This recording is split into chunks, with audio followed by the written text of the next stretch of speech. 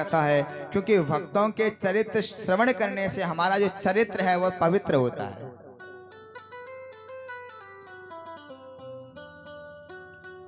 तो जूनागढ़ में एक संपन्न मेहता परिवार में नरसिंह जी महाराज का जन्म हुआ। बड़े धन धान्य से संपन्न थे, कोई कमी नहीं थी। पर समय की दशा देखिए, नरसिंह जी महाराज दो भाई थे। बड़े भाई शरीर से भी बलवान थे, बुद्धिमान थे, पर नरसिंह जी शरीर से भी कमजोर और बुद्धि से भी थोड़े कमजोर थे। माता पिता का निधन हो गया तो इनकी जो दादी थी उन्होंने इनका लालन पालन किया। बड़े भाई की राजा के यहाँ नौकरी लग गई, कोतवाल बन गए, तो उनको घोड़े वगैरह भी मिले। दादी ने सोचा ये नरसिंह छोटा है, कोई इसके साथ बेईमानी ना कर ले, तो छोटी सी अवस्था में उनका विवाह करा दिया। विवाह के पश्चात उनको एक बेटी हुई जिसका नाम था रामा, और एक बेटा हुआ। दादी ने अपने जीते जी बेटी रामा का विवाह सिरसागढ़ में एक बड़े धनाढ्य परिवार में करा दिया। राजाओं के जैसे उस बेटी का विवाह हुआ। अब बेटी इधर ससुराल गई, दादी जी का स्वर्गवास हुआ। समय की दिशा देखिए, पता नहीं चलता किस समय कैसी घटना घटित हो जाए कि पल से पल में क्या हो जाए, पता नहीं तकदीर का। ओ गति ब्रह्मा की टरे न टारे, अजब खेल रघुवीर का। बेटी ससुराल गई और पत्नी का स्वर्गवास हो गया। नरसिंह जी बड़े उदास, सोचते मेरा छोटा सा बेटा है, केवल इसके मुख के सहारे ही मैं जिंदा बना रहूंगा। पर होनी ऐसी हुई कि 13 वर्ष की अवस्था का बेटा भी चल बसा। इधर बेटी रामा को मां की और बेटी की सूचना दी है, पर ससुराल वालों ने बेटी को बताया नहीं कि तुम्हारा भाई और मां नहीं रही। नरसिंह जी बेचारे बड़े उदास, दिन भर तो काम करते हैं घोड़ों का, सायंकाल को भाई और भाभी डांटते हैं, क्या करें मन नहीं लगता है। तो एक पास में एक आश्रम था संत महात्माओं का, वहां पर चले जाते, भजन कीर्तन करते। अब भाई और भाभी की संपत्ति पर नजर पड़ गई, इसको भी आधा हिस्सा मिलेगा और ये संत महात्माओं में बांट देगा। तो ऐसा क्या किया जाए, इसकी संपत्ति को हड़प लिया जाए। तो आज सायंकाल को नरसिंह जी महाराज जैसे ही आए हैं तो दोनों लोग पहले से ही भरे बैठे थे। नरसिंह जी ने कहा भाभी जी एक गिलास पानी मिलेगा। भाभी चिल्ला के बोली, दिन भर तो वहां बैठा रहता है संतों के साथ में, जब भूख लगती तो हमारी छाती पर आता है, जा निकल जा यहां से। ठोकर मार करके नरसिंह जी को घर से निकाल दिया। जिस तरह से रावण ने विभीषण को लात मार के निकाल दिया, पर उन्होंने विरोध नहीं किया, और नरसिंह महाराज ने भी विरोध नहीं किया। भाई का विरोध करूंगा, रिश्तेदारों को बुलाऊंगा तो परिवार की बदनामी होगी। चुपचाप बिना कुछ कहे एक नगर के बाहर शंकर जी का मंदिर था, मंदिर में जाकर के लेट गए, प्रभु मेरा इस संसार में कोई नहीं है। 3 दिन भूखे प्यासे शिव जी के मंदिर में पड़े रहे। पार्वती मैया का हृदय करुणा से भर गया। शंकर जी से बोली, स्वामी जी किसी गरीब के दरवाजे पर भी कोई अतिथि आ जाता है तो अपनी हैसियत के अनुसार सेवा करता है, ये तो हमारे दरवाजे पर पड़ा है।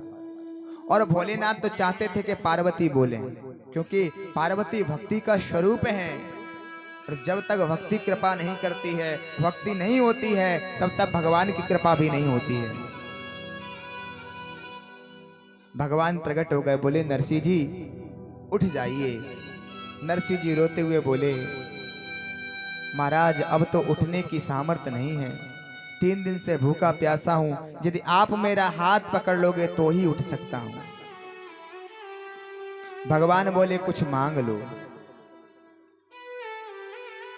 भगवान ने कहा नरसिंह जी तुम कुछ मांग लो। नरसिंह जी ने कहा प्रभु मुझे आज वो चीज दे दो जो तुम्हें सबसे प्यारी हो।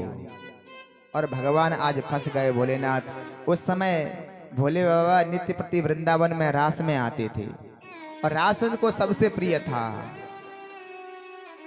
तो नरसिंह जी को लेकर के वृंदावन आए हैं और मसाल की सेवा, मसाल पकड़ने को दे दी। निधिवन में आज भी रास होता है, तो नरसिंह जी को आज रास में प्रवेश दिला दिया भोले बाबा ने। हाथ में जलती हुई मसाल पकड़े हैं। जैसे ही भगवान राधा कृष्ण की उस मोहिनी छटा को देखा है, अपने स्वरूप को भूल गए। मसाल जलते जलते खत्म हो गई, हाथ जलने लगा।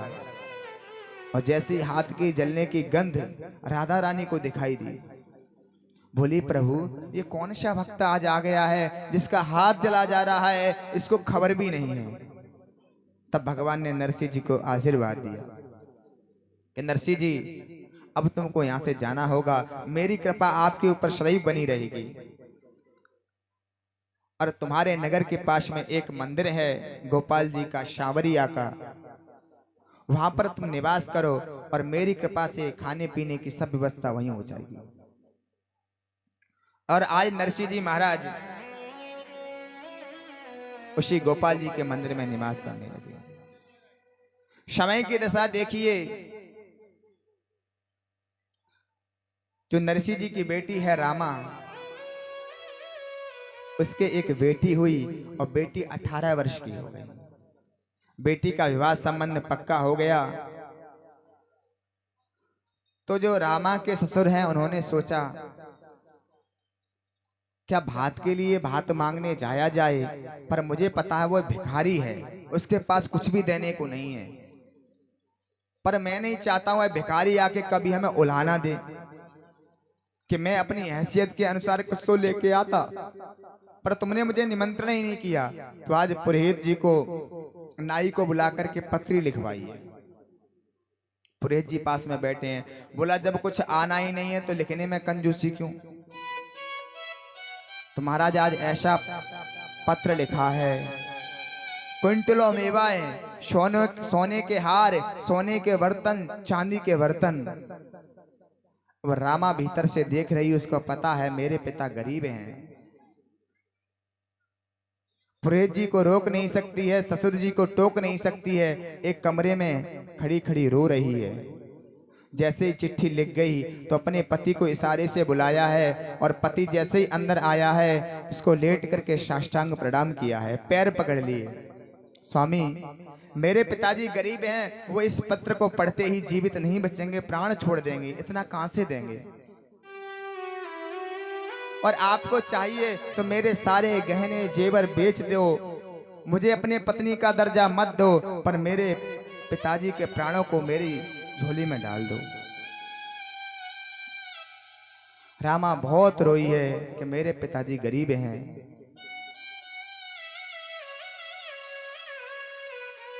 पिता और पुत्री का जो संबंध है सबसे पवित्र संबंध होता है इस सृष्टि का। संबंध तो अनेक हैं, पर पुत्री और पिता का संबंध अटूट संबंध है। मायका मां की वजह से नहीं होता है, मायका पिता के कारण होता है। नाम जरूर मायका है, पर मायका पिता के कारण होता है, क्योंकि बेटी समझती है जब तक पिताजी जीवित हैं तब तक शान से मैं आ सकती हूँ, और जब पिताजी की मृत्यु की खबर बेटियां सुनती हैं तो सबसे पहले आकर के दहली पर सर पटकती हैं, दहली पर गिरती हैं। आज से ये दहली मेरे लिए पराई हो गई। जब तक पिताजी जीवित थे मैं शान से आ सकती थी, अब भाई भाभी का कोई भरोसा नहीं है, माँ तो भाई के अधीन रहती है, बड़ा विलाप करती हैं। और एक संत कहते थे यदि किसी की बेटी को कष्ट देना है तो उसके पिता को बुरा भला कह दो, बेटी कभी सहन नहीं करेगी, कभी भी सहन नहीं कर पाएगी बेटी, क्योंकि बेटी जानती है मेरे पिता ने मेरा विवाह कैसे किया है। अभी उनके सर से कर्जे का बोझ भी नहीं उतरा है,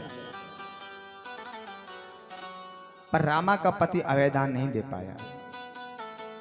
इधर नाई को बुलाया है, कहा चौधरी जी मेरे पिताजी से कह देना ये जो पत्री है ये केवल रस्म के लिए है, कुछ लाना नहीं है आपको। पर नाई भी आज अकड़ में गया है। तो जैसे जूनागढ़ में पहुंच करके पता पूछने लगा कि नरसिंह सेठ जी कहाँ रहते हैं। पुरानी हवेली पर गया, पूछा नरसिंह सेठ जी हैं। तो बड़े भाई साहब मूड़े पर बैठे थे, डांट दिया, यहाँ कोई नरसिंह नहीं रहता है, जा निकल जा यहाँ से। अब नाई पूरी गली में घूम रहा है, परेशान हो रहा है। तो भगवान से नहीं रह गया, एक वृद्ध ब्राह्मण का वेश बना करके आए। कहा आप नरसिंह जी को ढूंढ रहे हो? बोले हाँ। तो नाई को साथ में लेकर के भगवान ने जो मंदिर पर बैठे थे नरसिंह जी महाराज दिखा दिए कि ये नरसिंह जी बैठे हैं। नाई ने कहा मैं नरसिंह सेठ को ढूंढ रहा हूं, नरसिंह फकीर को नहीं ढूंढ रहा हूं। भगवान के आंसू आ गए, समय की दशा है, आजकल नरसिंह जी फकीर हो गए हैं, किसी जमाने में सेठ हुआ करते थे। नाई गया है, नाई ने नरसिंह जी को प्रणाम किया है। महाराज आपकी बेटी का विवाह, आपकी बेटी की बेटी का विवाह है, ये भात की पत्री है। भात की पत्री तो भगवान के चरणों में रख दी। अब नरसिंह जी को चिंता हो गई, अतिथि आया है, इसको मैं क्या भोजन कराऊंगी, मैं क्या भोजन कराऊं इसको। पर उस दिन एकादशी थी, हाथ जोड़ के पूछ लिए चौधरी साहब आपका व्रत है क्या? नाई ने मन में सोचा मैं कह दूं व्रत हूं तो कौन सी कूटू की पूड़ियां खिला दोगे, आपके यहाँ तो कुछ है ही नहीं। अब नरसिंह जी महाराज ने कहा आप स्नान ध्यान कर लो, थोड़ा बैठ लीजिए, मैं कुछ व्यवस्था करता हूं। तो एक उनका मित्र था, ब्राह्मण मित्र, उसके खेत से बथुआ लेकर के आए और बथुआ उस ब्राह्मणी से हाथ जोड़ लिए, देवी मेरे द्वार पर एक अतिथि आया है, मेरी लाज की बात है, इस बथुआ को तुम उबाल दो। और उस ब्राह्मणी ने बथुआ उबालने लगी, इधर भगवान का सिंहासन हिल गया। रुक्मिणी से कहा देवी मेरे भक्त के दरवाजे पर एक अतिथि आया है, तुम जल्दी से एक सोने की थाली में 56 भोग लगा दो। और 56 भोग लगा करके भगवान ने आज मुनीम का वेश बनाया है और उस नाई के पास पहुंच गए। बोले चौधरी साहब लो भोजन कर लो।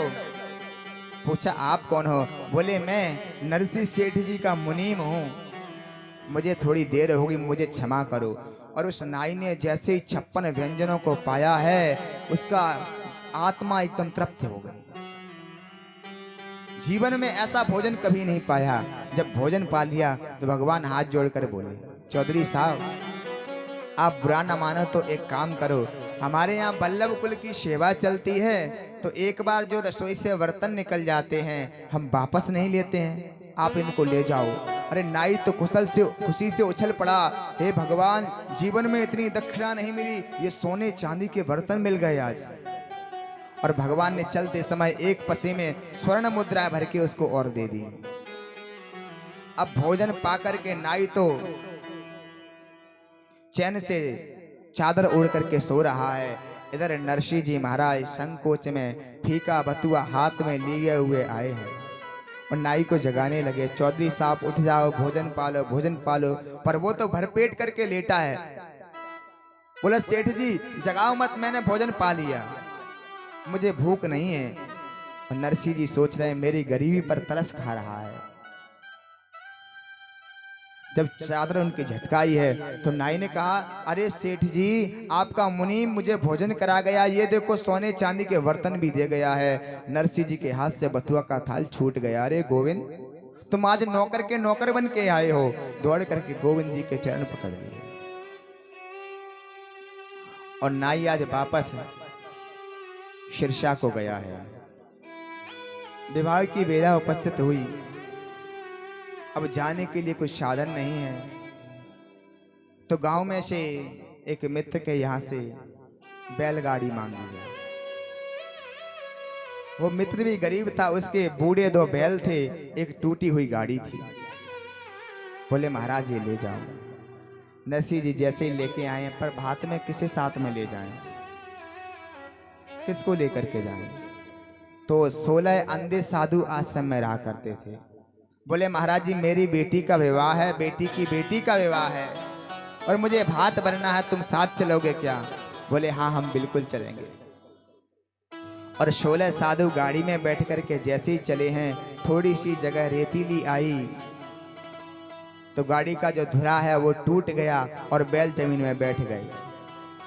नरसिंह जी सर पीटने लगे, हाय विधाता ऐसा कष्ट, अगर मैं समय पर नहीं पहुंचा तो मेरी बेटी प्राणों का परित्याग कर देगी।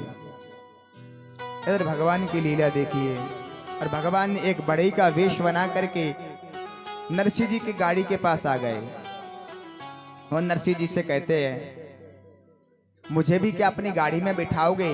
नरसिंह जी कहते भैया मेरी गाड़ी तो टूटी है। भगवान कहने लगे मैं ठीक करना भी आता है, मेरे पास आरी और छेनी है, मैं यही काम करता हूं। और भगवान आज कह रहे हैं अरे गाड़ी वाले हमें बिठा ले, गाड़ी वाले हमें बिठा ले, एक बार गाड़ी थाम भगत में हार गया, भगत में हार गया। ओ गाड़ी वाले हमें बिठा ले, गाड़ी वाले हमें बिठा ले, एक बार गाड़ी थाम भगत में हार गया, भगत में हार गया, भगत में हार गया।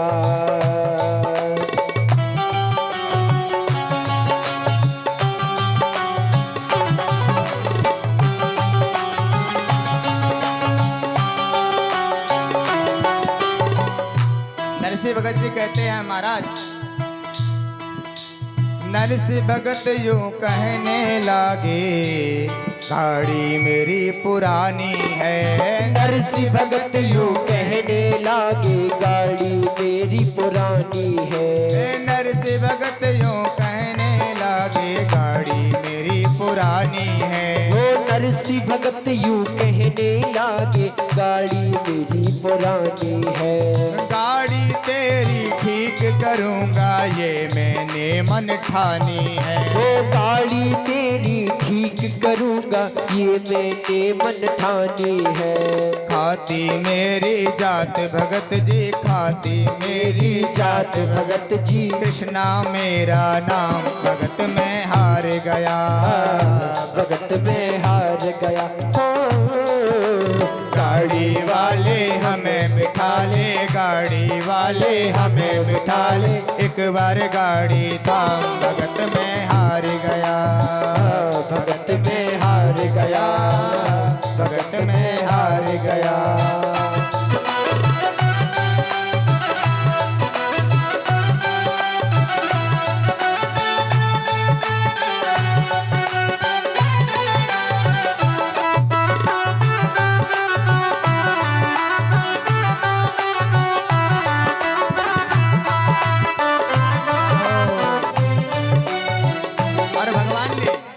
देखते ही देखते नरसिंह जी महाराज की गाड़ी को ठीक कर दिया। अब नरसिंह जी कहने लगे भैया मेरे बैलों को भी उठा दोगे?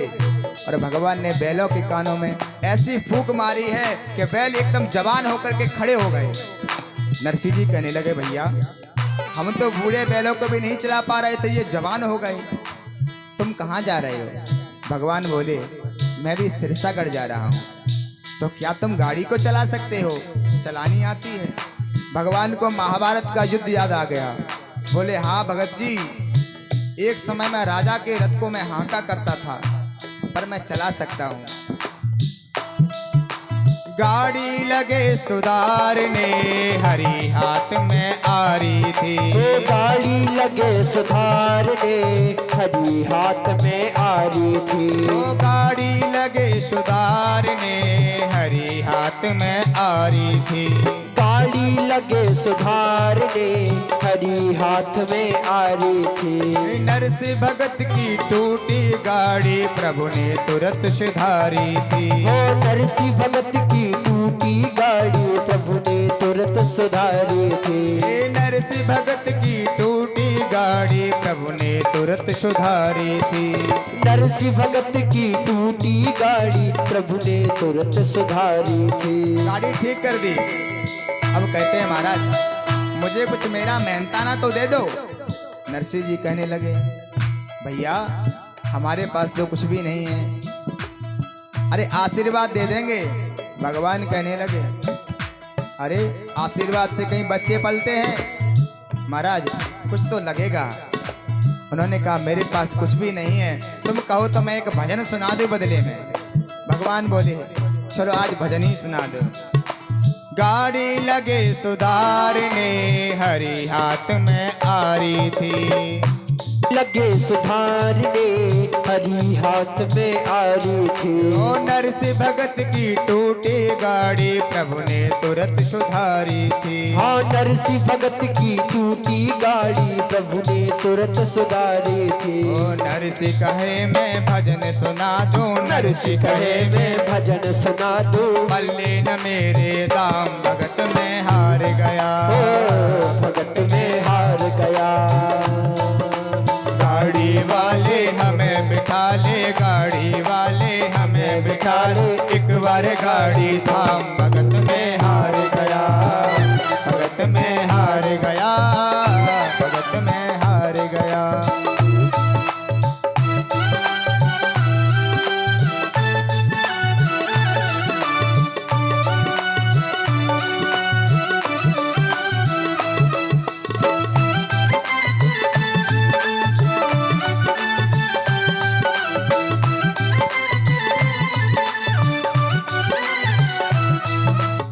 और देखिए नरसिंह जी की गाड़ी में कौन कौन बैठा है।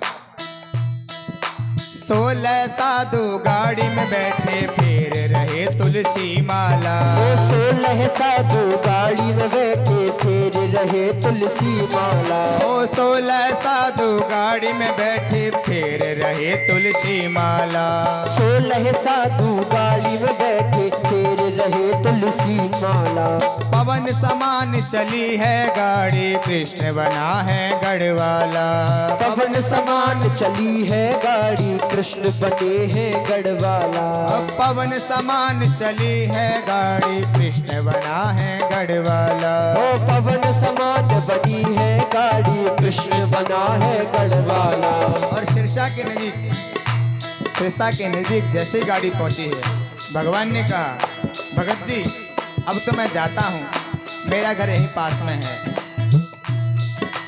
कृष्ण कहे भाई अब मैं जाऊं, कृष्ण कहे भाई अब मैं जाऊं। पल्ले न मेरे दाम, भगत में हार गया। ओ भगत में हार गया। हाँ, भगत में गया, भगत में हार गया। गाड़ी वाले हमें बिठा ले, गाड़ी वाले हमें बिठा ले, एक बार गाड़ी थाम, भगत में हार गया। भगत में हार गया, भगत में हार गया, भगत में हार गया, भगत में हार गया। और भगवान ने आज सिरसागढ़ में नरसिंह जी को पहुंचा दिया। अब महाराज जैसे सिरसागढ़ में समधि जी को खबर लगी है, अरे रामा का पिता आया है, 16 अंधे साधु लेकर के फकीर आ गया, तो चिल्लाने लगा, इस फकीर ने, इस कंगले ने हमारी नाक कटवा दी, जाओ इसको गांव के बाहर ही एक गौशाला में रुका दो। एक गंदी सी गौशाला पड़ी थी, वहां पर बीमार अंधी गाय थी, वहीं पर नरसिंह जी को ठहरा दिया। सायकालीन आई बेला, भात का समय आया। अब रामा को लोग उलाने दे रहे हैं, तेरा पिता क्या लेकर के आया है। रामा बेचारी नजर बताती हुई पिताजी से मिलने के लिए आई है, पर 22 वर्ष से पिता को नहीं देखा है। पिता को जब देखा था, पिता एकदम जवान थे। ससुराल वालों ने एक भी बार विवाह के बाद इनको ससुराल मायके को नहीं जाने दिया। पिता को पहचान नहीं पाई, पर पिता ने अपनी बूढ़ी आंखों से बेटी रामा को पहचान लिया। बोले रामा, और जैसे पिता की आवाज सुनी है, दौड़ करके कलेजे से लग गई, पिताजी भैया नहीं आया और माँ कैसी है। अब जैसे ये बात सुनी है, आंखों में आंसू भरे आए। यदि मैं अभी कहता हूं कि तेरा भैया तेरी मां नहीं रही, तो विवाह में भंग पड़ जाएगा।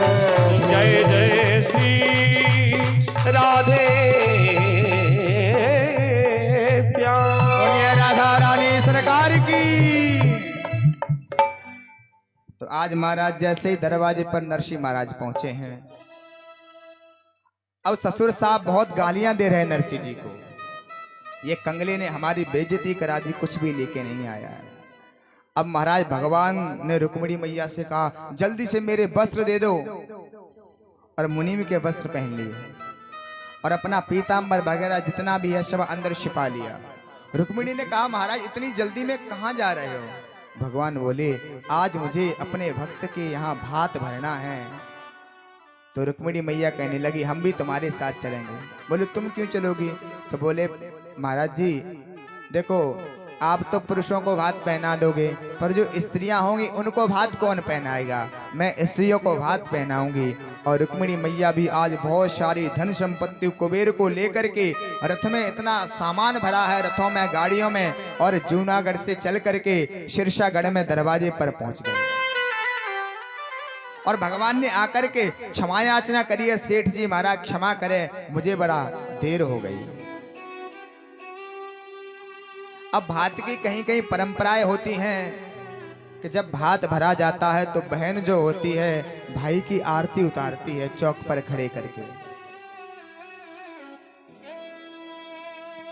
तो रामा ने कहा पिताजी भैया कहाँ है? भैया को बुलाओ, मैं उसको आरती करूंगी। अब नरसिंह महाराज तो आंखों में आंसू भर के रोने लगे। अब पोल पट्टी पूरी यहीं खुलती है और मेरी रामा प्राणों का परित्याग कर देगी। तो भगवान की तरफ देखे हैं, भगवान ने इशारा कर दिया मुझे बता दो मैं हूं भाई।